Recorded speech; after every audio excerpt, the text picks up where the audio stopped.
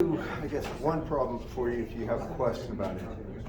I got a question for 536. 536? Okay.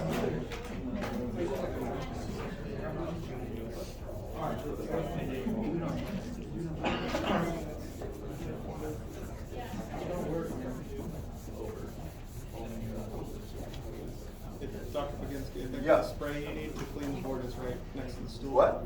The spray you need to get that off more easily is next to the stool. Yeah, I'll get that in a second if I need it, but right now, when I wet the board, it takes a while to rewrite on it. That's the problem.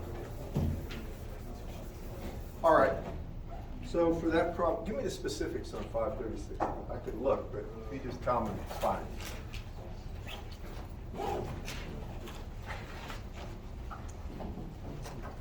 Remind me to throw these The out. power load is 100 kilowatt.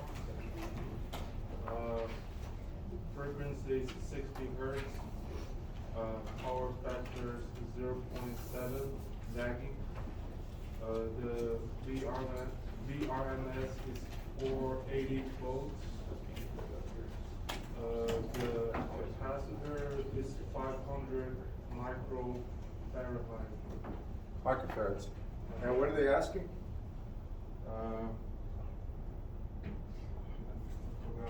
They want the new P.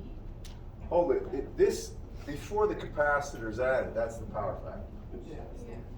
Then they want to know what the power factor is with the capacitor, right?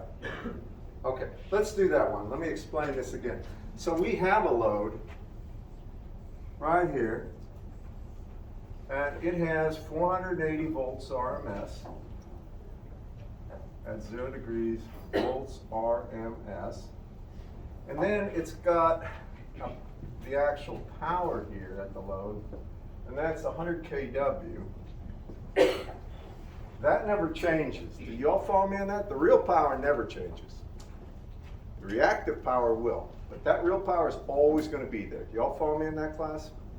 So now with this particular load, and I'll use the word old right here. This is how we start out with. It has a power factor of 0.7 lagging, correct?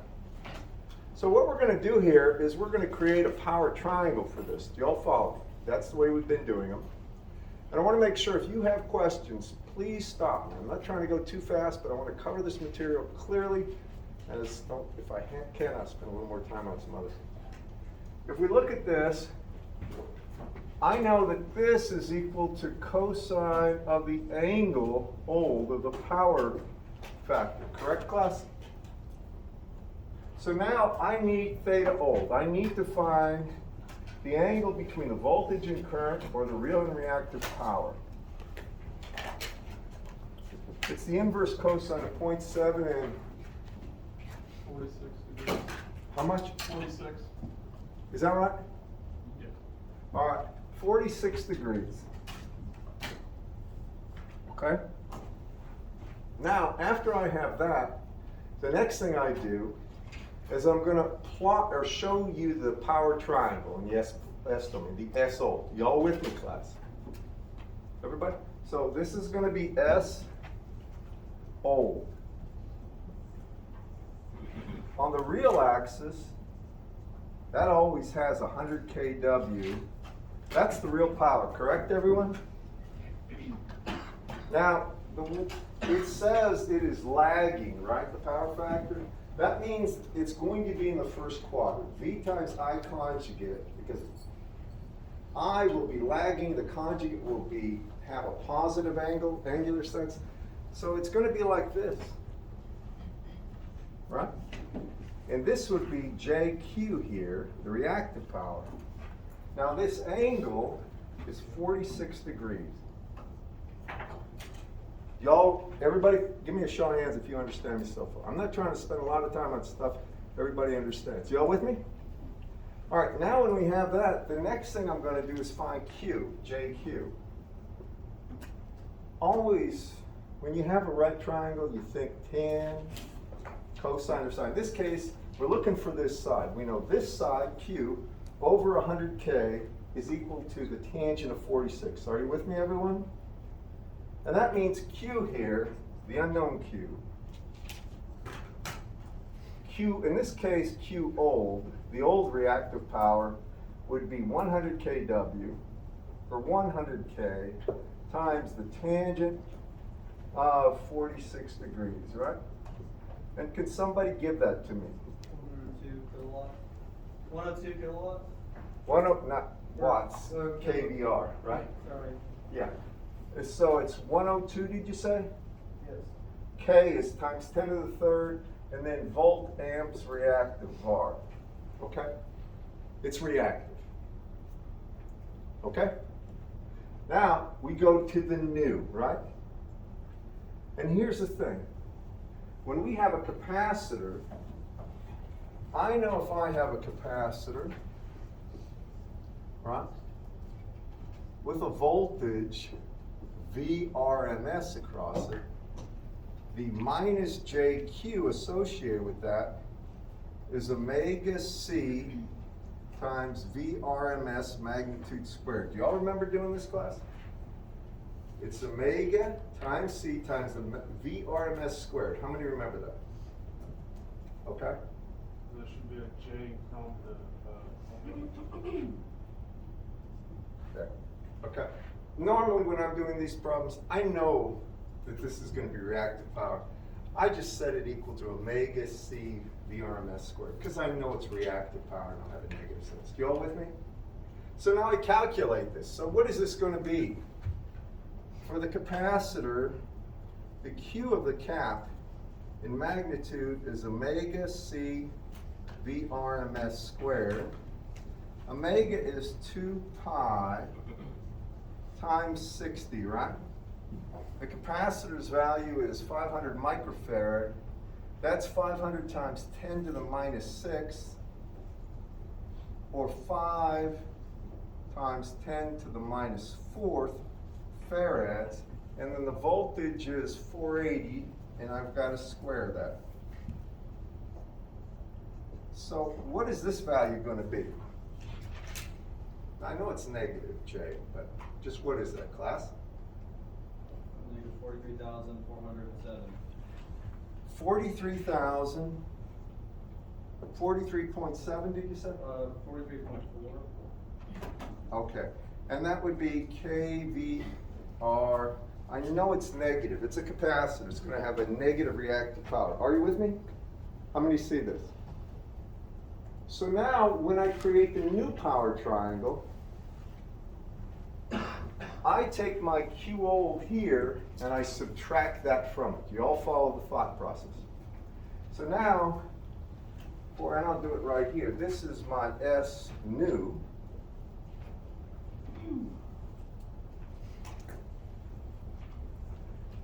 On this axis, this is still going to be 100 kW. But now on this axis, this is going to be J Q old 102K minus 43.4, or it's going to be J what? Take 102 and subtract 43.4 is 60 what? 58. Up on 1, 2. What is it? I got 58. Yeah, 58,591. 58.6, and that would be K var. Now we know this is the length of this side right here, right? Y'all with me? So we need this angle.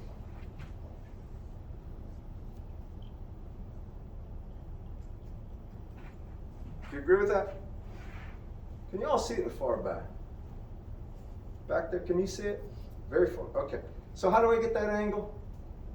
What do I always use? Inverse tangent. Inverse tan, right? You got a right triangle, right?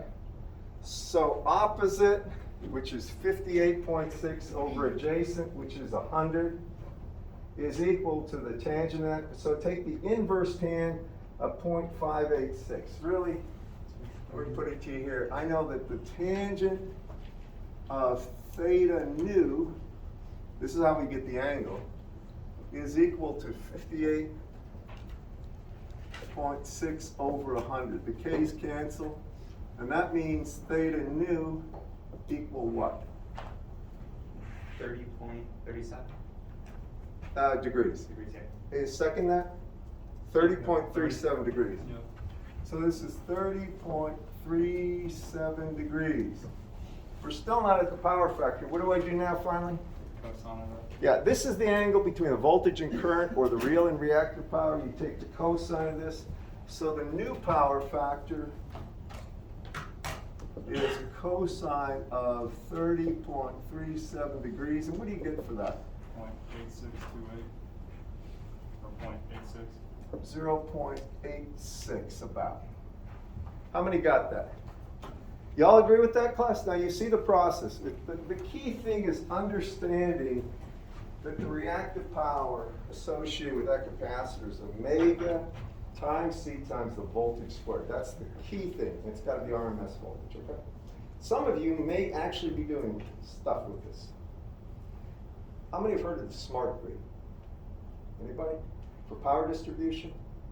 If you have, and that's why I think industrials might be in this, then you probably at some point may be exposed to some of this stuff and methods for correcting, like in real time on a line, the power factor without circumventing the companies. And I can't say it for sure, but at least it seems reasonable that the way they're trying to do this is make the grid as efficient as possible in real time. Okay. Next. I think all these problems follow the same basic template. To correct power factor, you add a capacitor. Right? If you want to figure out what changed when you add a capacitor, you do this. But there's nothing really that tricky on this kind of stuff. It's pretty straight. Next thing we're going to talk about, it's going to be three-phase power. And this is the way power is really delivered from a power plant to industrial complexes and industrial areas. We have some professors here who have worked at just about every level of power distribution. And I'll say this, that there are two things that are critical when it comes to just getting, well, maybe three that become critical. One is they have to make sure the frequency is exactly 60 hertz. Any kind of drifting that will cause real problems. Second thing is they have to maintain the voltages on the line regardless of the loads. That's the second thing. And the third thing is they have to do it efficiently. So they don't want the lines to have much loss. Just keep that in mind. Which means they like to send power at the highest possible voltages over the lines because it's the minimal current for the same power. Problem is, the higher and higher the voltage you get, all of a sudden you induce ground losses. There are trade-offs. And I won't get into all of them, but we've gone through power factor correction, went through complex power. Now we're getting to typical residential distribution and three-phase power. How many have heard of the term three-phase power in here? Mechanicals, I expect you guys to be somewhat familiar because you build generators. Mechanical engineers build generators, not electrical. You build a lot of the stuff that we use. When you're talking about three-phase power,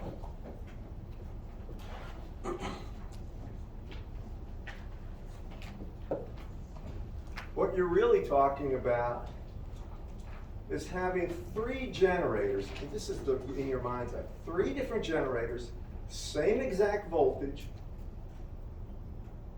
same exact frequency of operation, except they have 120 degrees of phase difference. Now, I know that seems a little crazy, but I'll tell you the reason for it. Let me give you the picture that they like giving. They're saying there's going to be a voltage, we're plus to minus, some line voltage here, which will be VRMS, and it will be at 0 degrees. And I'm going to label this A. Then there's going to be another one here that'll have a voltage plus to minus. Matter of fact, I'm going to try to do this. I'm going to erase this time. Now I'm going to do what you suggested, just to make sure everybody gets a clear idea of this. And you don't have any confused idea. This is just the drawing. It's not actually what happens at the power plant, but it's sufficient to get the idea across.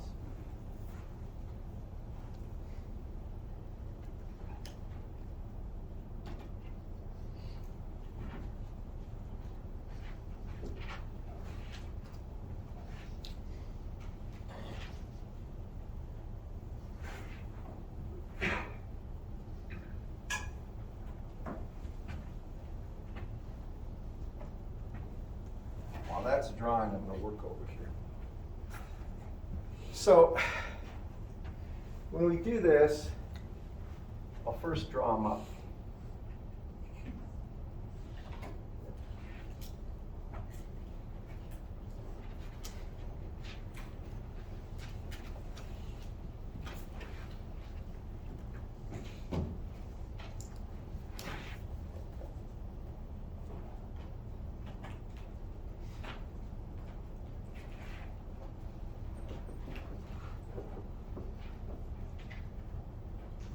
Matter of fact, I'm going to assume these are all just VRMS and just leave it as V naught.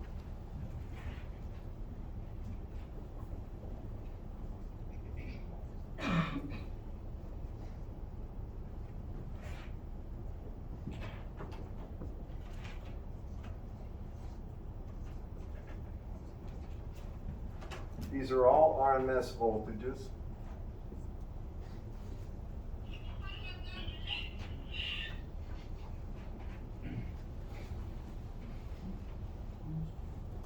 This is called the A phase. I'll explain this.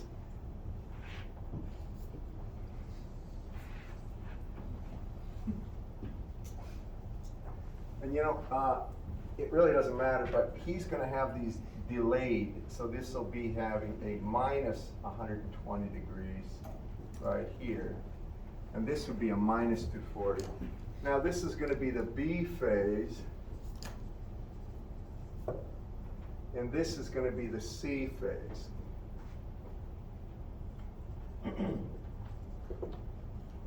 And they have a common ground. This is the way the generators look. It'll seem a little confusing, but I want you to know you'll get to it. All these voltages are same exact frequency. They're cosinusoidal variation. They have the same magnitude. The A phase, or A bank, call it A phase, is at 0 degrees. This is at minus 120, and this is minus 240. So I have these three voltage sources at a generator. Each one of these goes to a line that is then taken and just drawn across the sky. I mean, you've all seen these long transmission lines that are hanging up way high. That's what's really going on. Now they have a common ground, and this is just a diagram. Are you with me on this?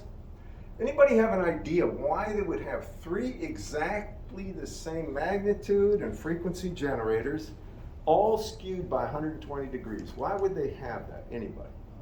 I don't know exactly why this is, but you get like twice the power with one extra wire.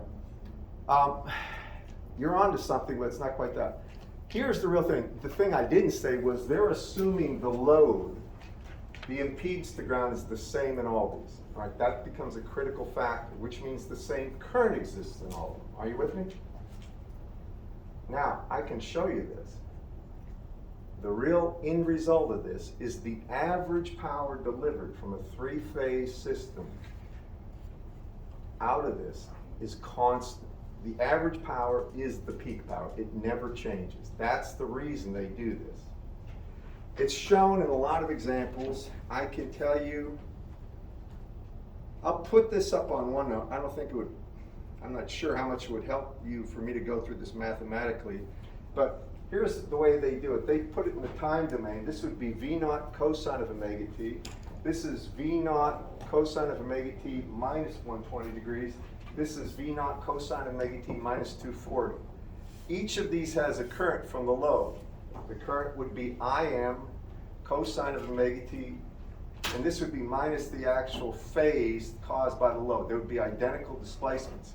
When you take the voltage and current and multiply at each one of these things and expand it, all the time varying terms cancel and you get a constant power. Now the reason that's so important, well, there's a couple, but the primary reason is you don't have any power fluctuations from the power plant that are going up, down real fast with like 120 hertz variation. It's constant, which means on turbines and everything like that, the effective torque needed to spin it at a certain rate is the same. It doesn't change. Y'all follow me? That's the real reason for this. It's very efficient at causing a constant load at the generator. Y'all know what I'm talking about with turbines? They're these large, giant things that are spun by water or steam or something. And they're coupled to an electrical generator that's spinning. And it has to provide a load on that thing that is somewhat constant, or else the thing will have all sorts of problems. Basically, it'll shear itself to death. Right? There'll be shearing along the shaft and stuff like this. So they do that by three-phase power without getting into the nitty-gritty. And that's so important to at least have an appreciation in the back of your mind. That's why it's not 5-phase or 10-phase or 2-phase. That's the reason it's 3-phase. The mathematics allow just constant power. Now, when you have this, one of the things people say is, I mean, what the logical thing from your perspective is, so what does it mean to me practically? Well, it means when you find the power in one phase, you multiply that by 3 to get the total power being used by the system. Y'all follow me? Because there's 3 of these things. That's the first thing. There's a couple other things, and I'm going to go through this with you. And I'm trying to make this as easy as possible. But let me show you, that's sort of the picture of what's going on. Now, the way I like to do it is show you a typical way a guy who's designing power systems views these generators. He doesn't care about the turbine. He really doesn't. What he cares about are these 3 voltage generators that really have to do with output points and taps on the motor or on the generator. How to view them. So here's one configuration. This is called the Y configuration.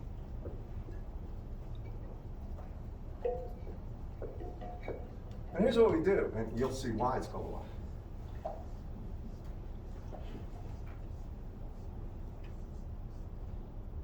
The ground's put here. This is the A phase. This is the B phase. And this is the C phase. This will be some V naught at 0 degrees. And it'll be plus to minus. This will be plus to minus some V, and I'm going to call it V sub P here because the P stands for the phase. V sub P at minus 120 degrees. And here it's going to be plus to minus. Remember, plus is always away from the ground. V sub P at minus 240 degrees. Now, I'm only showing you the generator. I'm not hooking things up. Y'all with me? That's called a Y configuration. You can see Y. All right, it looks like Y. That's it. But there's a relationship between these phase voltages. These are phase voltages.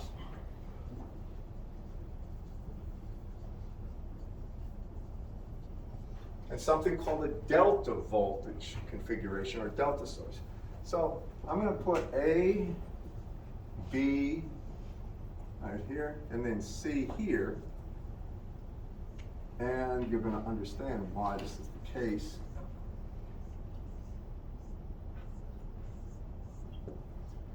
This is delta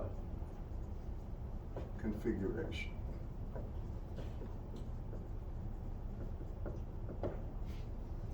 And on these,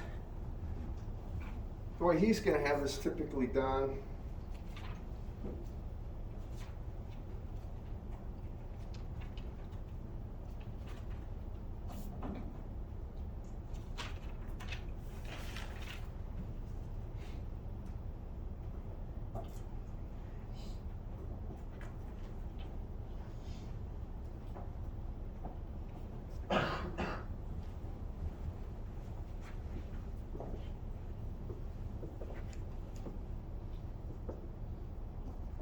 this becomes V delta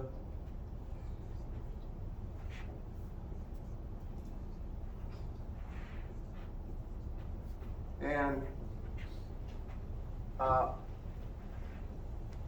this is actually, I'm going to do it this way. I'll call this VAB at 30 degrees. This is going to be VBC at 150 degrees. And this is going to be VCA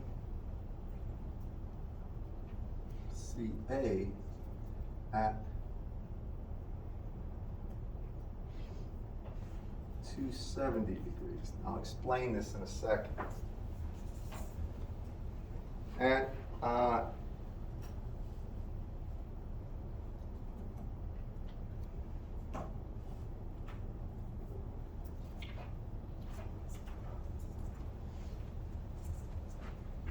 need to erase this now.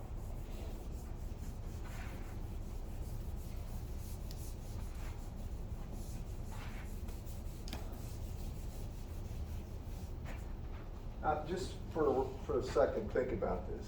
You see how points A, B, and C are really the output points. That's connecting to another system, right? There's A, B, and C. Now I'm saying these three voltage sources are equivalent to those three voltage sources. Are you with me, everyone? Now please just watch this. So when I look at this, I'm going to say if I take this phase voltage from here to, actually if I go from B to A, I get this phase voltage and this phase voltage would be equal to that delta voltage. And if you look at that, that means that if I have VAB here, it's going to be equal to minus V phase at minus 120 degrees plus V phase at 0 degrees. Some of you won't appreciate this that much. If this is the thing, if this is V phase here at 0 degrees, right here, then if I go to minus 120, it's this way. And when I add a minus sign to it, it would be like adding, this would be 60 degrees, and this would have a magnitude of V phase, and this would be V delta. Now, you just have to appreciate this length is that length, that's 60 degrees. Y'all with me on this, class? When you turn the crank on this and do the math on everything, you're going to find out that this V delta has a magnitude of the square root of 3 larger than V phase. That's the first thing at least you have to appreciate. When it's in this configuration, the magnitude of the delta voltages is greater than the phase voltages by the square root of 3. It's just from basic math, all right? That's just adding the voltages and equating them. That's the truth. The second thing is, now just follow me on this. If the first A bank was at 0 degrees, that would be right here. Do y'all follow me on this, class? It would be at a different, it would be at 90 degrees if it was here, 180 here. Y'all see what I'm talking about? So here it's at 0 degrees. But this V delta will be ahead of it by 30 degrees. This angle will be 30 degrees.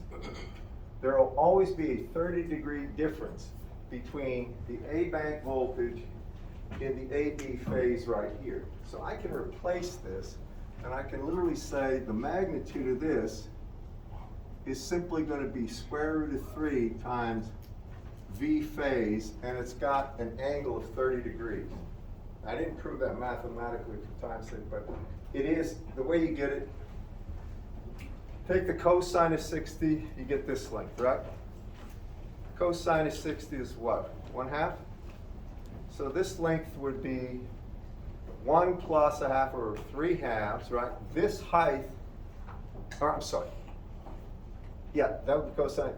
This height would be square root of 3 over 2. So you take square root of 3 over 2 squared plus 3/2 squared square root will be square root of 3. Right there, you can do it. And then the angle you can get by trig too, but I'm not going to mess with that right now. Just appreciate difference in magnitude, difference in phases. Now, when we analyze these circuits, we only analyze one phase, and that's the nice thing. So everything you've done so far is the only thing you're going to be required to do, but you have to understand what's going on to get the full picture. So the next thing that you get is this. And I have to talk about this today. It's going to be the load. These are generators, right? Let's go with the delta system. The Y system. The reason is almost always when you do analysis, you will convert everything that's in a delta configuration into a Y before analysis. Just keep that in the back of your mind. So when I have a three-phase load, like such,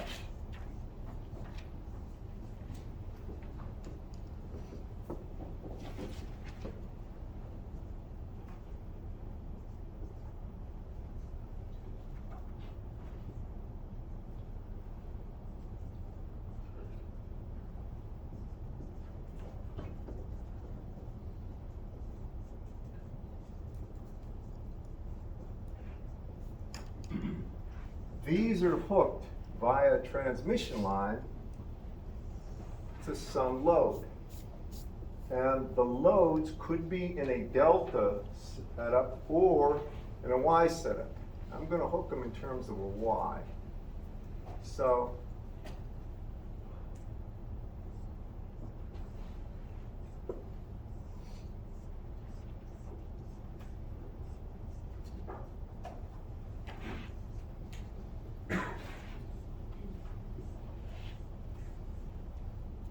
and these would be Z, Y.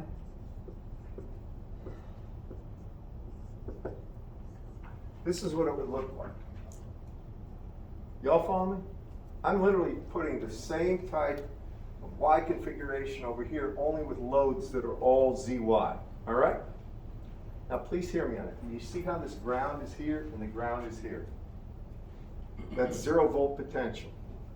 When you analyze a circuit, can everybody see how if I go through the A phase, or better yet the B phase, I start here, I go up, and actually I've got that connected wrong. That should be up here, and this should be down here. But anyway, if you go through the B phase, I get an increase of V phase, and that is directly across here because it goes to ground. So the thing I'm really pointing at is, if I wanted to analyze a circuit, if I analyze just one phase source of power and one load and get the actual power associated with it, I have all three just by a multiplier of 3. Y'all follow me?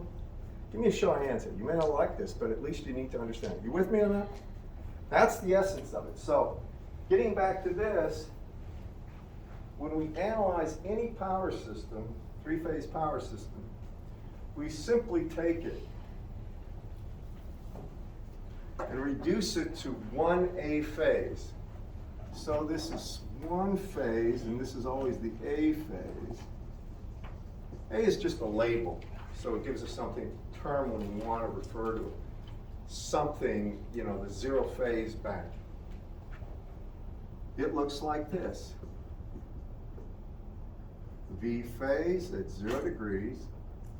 Now here you go from the actual generator to the load through a transmission line, and then here's my load in ZY, and you could figure out the current there.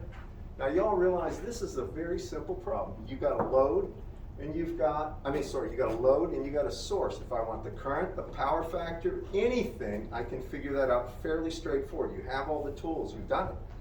If there would be some impedance in the transmission line, you could calculate the losses in effect there. Do y'all follow me? You've done this already, many times. Follow me on that, class? Now, here's the thing. Once you get those things, the total power that the actual system is supplying is 3 times that. That's the one difference. Do y'all follow me? There is one other difference too. The loads themselves, and I'll get to that on Monday.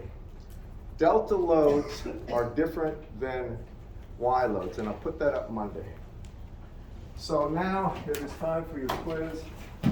So do me a favor, spread out first, and after you spread out,